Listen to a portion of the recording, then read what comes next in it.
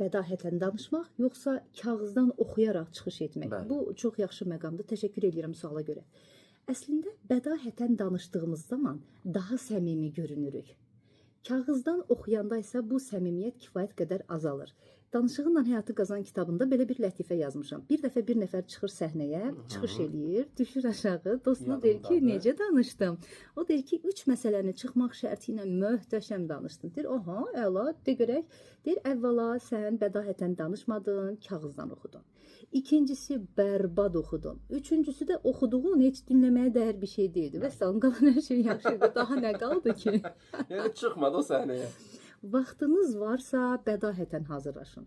Bundan ötürü çıxışı yazıb günlərlə, həftələrlə əzbərləməyə gərək yoxdur. Biz diksiya təlimlərində vizuallaşdırma metodundan istifadə edərək adamın bir aya öyrəndiyi böyük bir materialı yarım saatın içində, gecə saat 3-də belə durğustalar əzbərə deyəcəyi formada öyrədə bilirik.